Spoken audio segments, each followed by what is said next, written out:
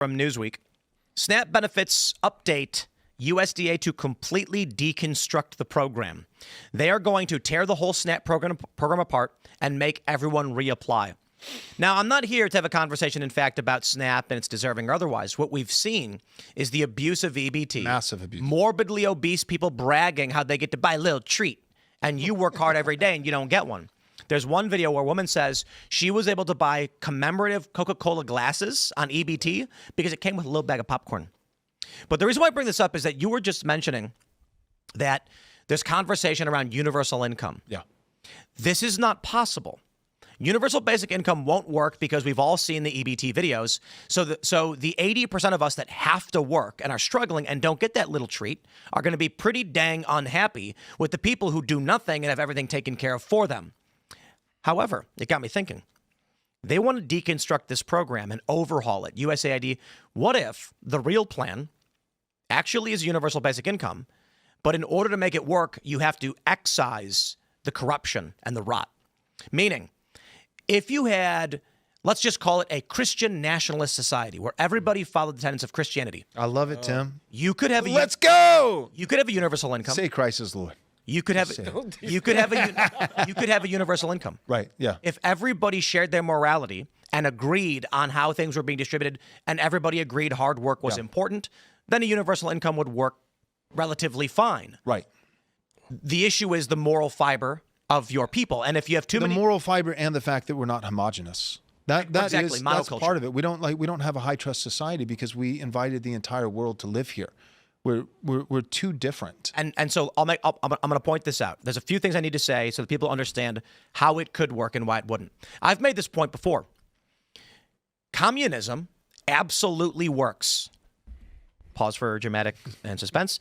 When you have like 10 people. 10 people living on a farm and everyone just kind of does what they need to do, and things kind of work. Like one dude's growing vegetables, and then he brings them in, so I grew vegetables, and they're all kind of happy with not having money and just giving to each other what they need when they need it. Even on the farm, it doesn't work. They literally wrote a book about this, Tim. It's called Animal Farm. That's not true at all. In fact, it literally does work. All right. There's actually some well-known communes that have limited the size. There's one that's very famous. They have only 100 people, and they won't allow any more because small-scale communism is super easy. There's a designated space, nobody has much, but they're all kind of happy just living on the farm. Right. Kind of how people used to live a long time ago. You don't need money when it's your bro who asks for one of your apples. Right. You know if the trade, but when you have a larger scale system, you need money, and people need to know that their work is being rewarded fairly. I think being said, feudalism. The point I'm trying to make is once we get into this data center mass future where there's giant black boxes everywhere and McDonald's is totally automated. Right. Now the question is, if you have an owner class and a consumer class, what work is being done? Right. So they've already got fully automated McDonald's. Somebody owns that, and it's going to generate maybe, I don't know what a McDonald's does, but let's just do this. I know car dealerships do about $1 million a month in total revenue. You automate the car washing process and the selling process with no more staff, and you have a guy who owns the building, and they generate $1 million with zero staff, massive profit. How do we then actually have customers? The system that's proposed by Elon and many others would be universal basic income. But this only works when you get rid of scarcity and get to that level. And it's not going to work if you have fat, lazy people who don't contribute anything. Right. So there still has to be some degree of contribution and a requirement as to why you need the vehicle. If you have a large portion of your society that wants money but will then do nothing, it won't work. Right. If you have a large group of people, actually, let me put it like this. Went to an investor meeting, and I've told this story before for those that have heard it. They asked the guy, if tomorrow you woke up, let me ask you this here, Pastor. If tomorrow you woke up and you checked your bank account and there was $1 million cash, and it was a notification saying you won a special banking prize, taxes have already been accounted for, here's $1 million cash, what would you do with the money? I would give 10% to the church. And then I would invest probably 80% or so. And then where would you invest it? Where would I invest it? Yeah, do you have anything in mind? Well, part of it I would invest in certain businesses that I'm personally involved in. With other one of the best answers you could possibly give. Yeah. The point of the question is, the investors ask this because the average person goes, pay off my student loan debt, I guess, buy a house. Oh man, take a vacation. And they go, totally. Nice meeting you. Goodbye. What they want to hear is, I would invest it. Actually, the first thing you said was the perfect answer. Give 10% to the church. Because what you're basically saying is, there is something that's very important to me that needs funding to continue to exist. Right. I want to build it up. And we all understand what church services are. Right. You're basically saying, let me use that money for a mission that I have. Yes. If everyone in society had that mission, universal income could work. But they don't. Exactly. Yeah, so no, you're 100% right. But so the reason I mentioned feudalism earlier is just like, I feel like that's where we're heading, honestly, is like this feudal serf kind of system. So you think of, back in the day, it's like, okay, people are dying of disease. The average lifespan is like, 45, 50 years old. So there were some rough times. You have conditions and weather and elements and all these different things. So I'm not going to sit here and say that, there's no improvements that we have today. Of course we do, through modern technology and advancements, and medicine and all these different things. But when you look back in the day, it's like the people, what they provided was they worked the land. And a lot of, you can look at some of these societies, they would have like 6 months off in a year, right? It was seasonal work. And then it's just like 6 months vacation. Now they're not going to Tahiti or something like that. They're living on their land. They just don't have to work. But when it's time to work, they work. And then the Lord, he owns everything, right? The serf doesn't actually own anything. He owns everything. And his contribution is kind of this unspoken agreement, is loyalty to the people who live on his land, the serfs. And he represents them with the king. It's a monarchical system. And the lords may have some feuds every now and then. If the king's really bad, then, all the people, they're frustrated. They go talk to the lords represent them, and they form a coup and kick out the king and appoint somebody else.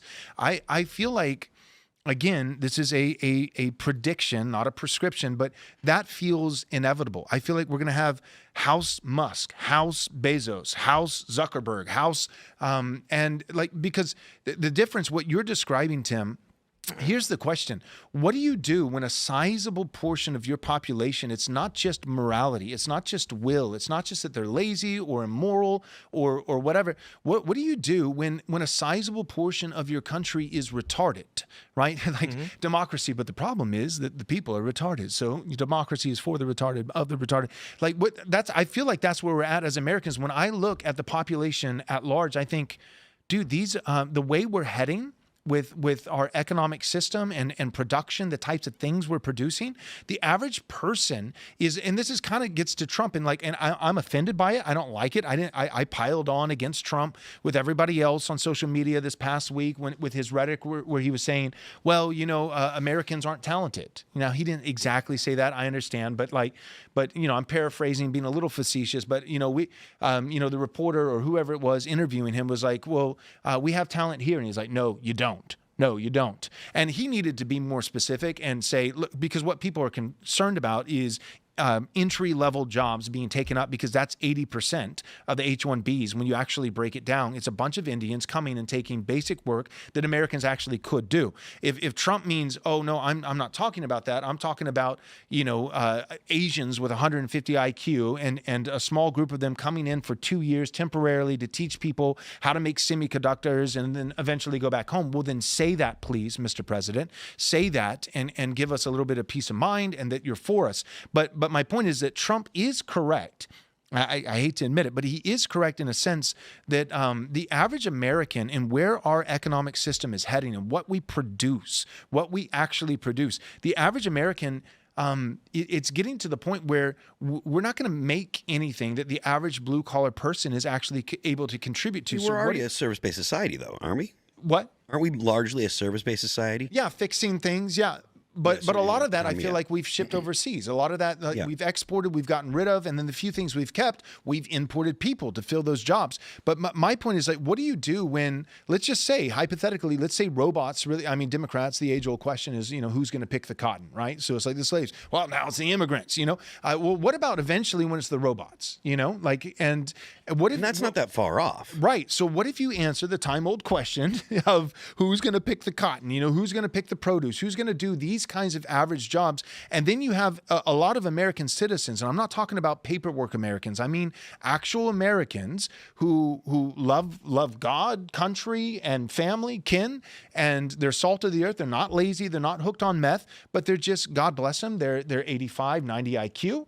and they actually don't have a whole lot to contribute. And you've got billionaire here, billionaire here, billionaire here, and it becomes kind of like this feudal serf kind of thing. Like what do you, because I'm a conservative, or I at this point I feel like conservatives haven't conserved anything except for the left's past victories. So I don't even like using the term anymore. But if you'd asked me just a few years ago, I would have said socialism is inherently evil. It's the pre-stench of communism. It's theft. It's a breach of the 8th commandment. And I still feel that. I have this gut feeling with that. But what do you do when you actually have people who are not being lazy? The Bible says if you don't work, you don't eat. But what the Bible's talking about is if a person is willfully choosing, their volition, they're not willing to work. It's a moral claim. It's not saying that a quadriplegic who got hit by a truck deserves to starve, right? The Bible talks about compassion and mercy. So what do you do, though, if we get to a point where it's not just one fraction of our society?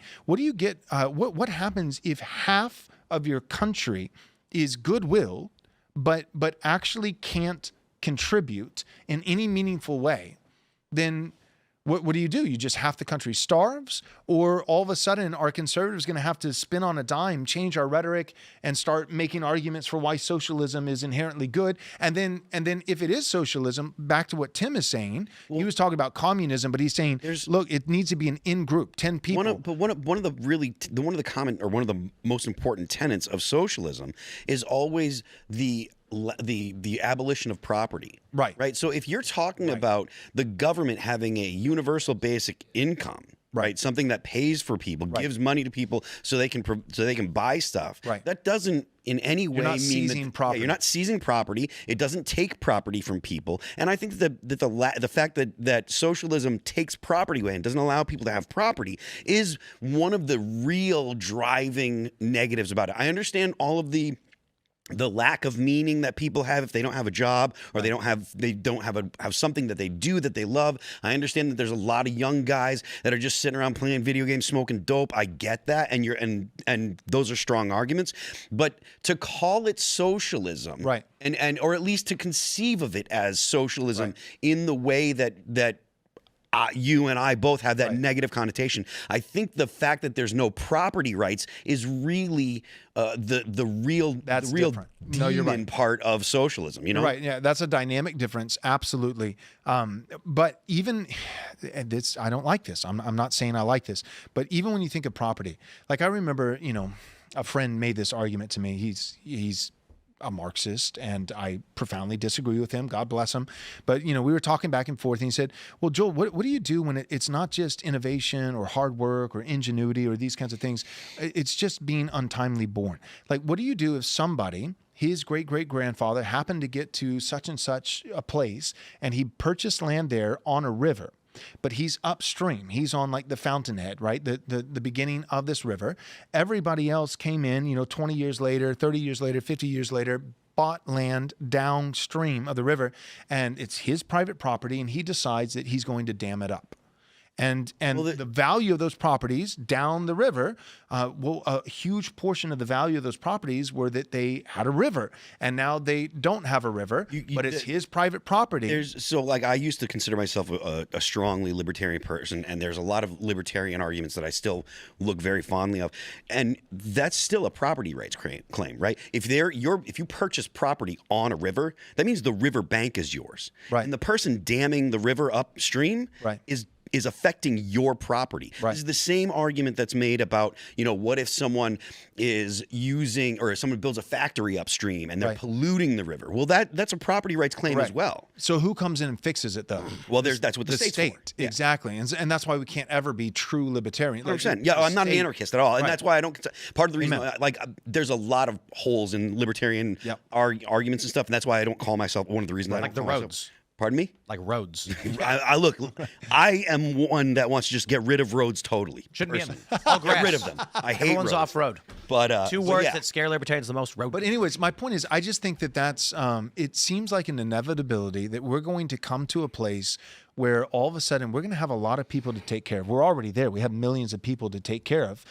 Some of them we've imported. Some of them are choosing to be lazy, whatever. There's different reasons. But I'm talking about a fundamentally different problem. What do? We've we've always had, the degenerate of society. What do you do though when society itself, who are not necessarily degenerate, who actually have work ethic, they want to contribute, but they don't really have anything to do, like what Elon Musk is talking about?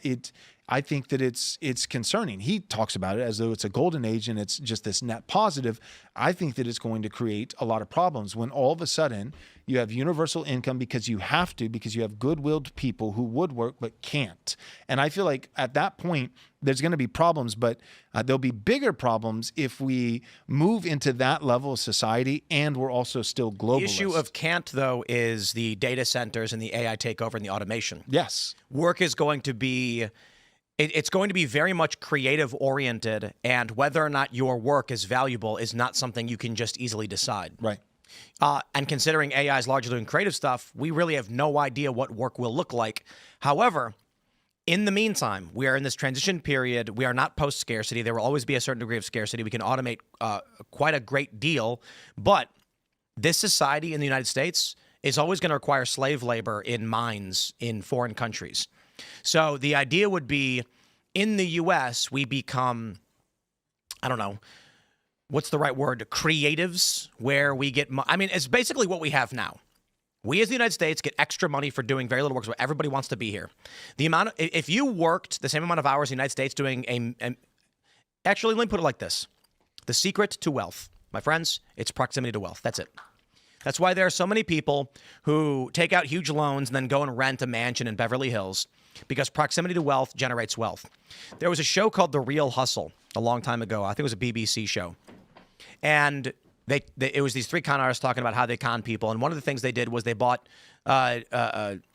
Jergens or something, lotion, and they put it in little vials and then put a fancy name on it and sold it at 10 times the markup, and it works.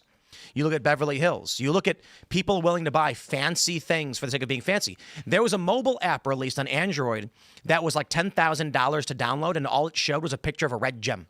Really? And rich people were like, I'm going to buy it because I want to show people that I have it because I'm rich. And then the developer did literally no work. That's the key. In the United States, you work at McDonald's, you're not rich. You make not very good money in American standards, but Indonesian standards, that's why everybody wants to come here. So the future is going to look very much similar. What can we do in terms of work? Honestly, I have no idea. Bomb other countries, have the petrodollar? I suppose we'll see. Thanks for checking out this clip from Timcast IRL. Make sure to watch the show live Monday through Friday at 8 p.m. Subscribe to this channel, and we will see you all there.